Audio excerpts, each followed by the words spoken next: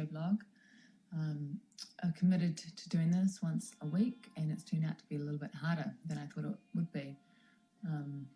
I've been blogging now for about 5 or 6 years maybe, and it's always been really easy to sit down and write.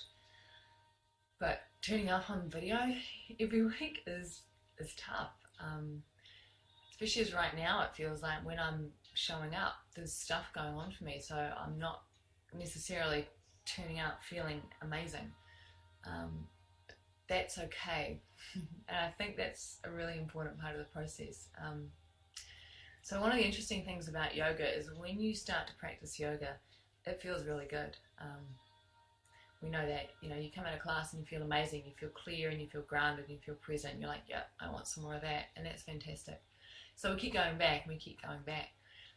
But one of the other interesting things about practicing yoga is that you can't keep practicing, and that's when it can get really tough to face your shit, because a lot of us have got a lot of shit that we've buried away in the bottom of our psyche, down in the basement of the house, and we don't want to look at that stuff because some of it is not very nice.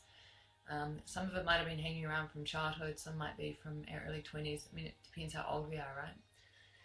But when you practice yoga, it's like peeling the layers back. The masks come off and the identities fall away, and because you're changing your musculoskeletal system, all the places where you've been holding emotion and mental holding patterns, I guess you could say, they start to shift and they start to come up. So it's not uncommon for students to suddenly find themselves sobbing on their yoga mat and have no idea why, or laughing uncontrollably, same thing, and have no idea why.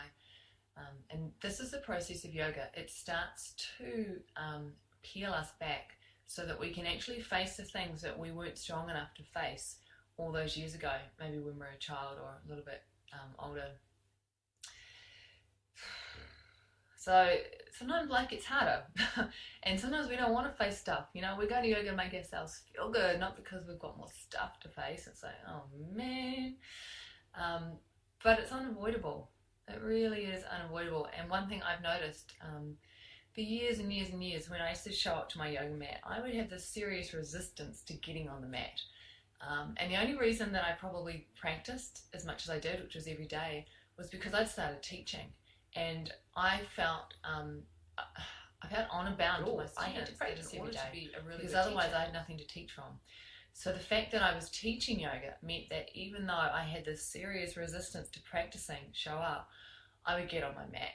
And invariably on those days, I would just cry. I would, the resistance, the strength of the resistance would sort of give me an idea as to how many tears needed to be shed. So when I felt resistance, I'm like, okay, all right. First I would resist. I'm like, I don't want to practice. But it wouldn't go away and it would still be there. And finally I realized that I'm feeling resistance. I got to move toward it. I've just got to dive in there and face what needs facing. And when I made that shift and started to do that, what I discovered was, yeah, I'd cry, and the crying often would be really awful. Crying is usually not very pleasant. But after I'd cried and after all that stuff was let go, there was this enormous sense of relief. Like when a big storm comes through and the air is just... And that's when I realised that actually, okay, there is a process that is unfolding here, and if I can meet the process, I will actually decrease the amount of suffering that I'm experiencing around the process. Smart, eh? Fast forward, and it's about, 5 years later, 6 years later, and I don't cry on my yoga mat a lot anymore, which is fantastic, because for a while it was probably 4 or 5 times a week. But there's still this process of shedding layers, and what will happen is I'll start to feel not so good about life, and maybe I'll start to feel emotional, and I won't necessarily know what it's about. And that's what happened this week. Just to give you a direct example, came home from Christchurch where I taught an amazing workshop, really awesome people, really enjoyed it, saw my sister, which was great, her partner Davey. Came home and just felt sad, and then felt depressed, and I haven't felt depressed in a while.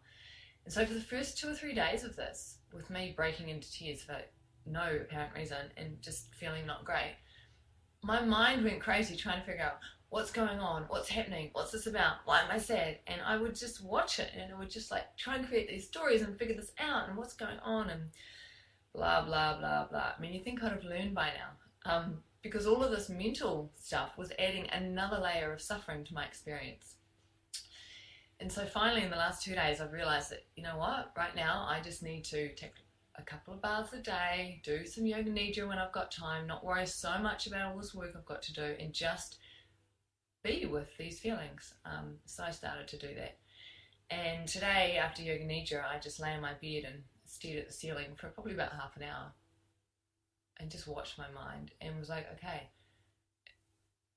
it doesn't matter that I'm feeling this way right now, because it always passes.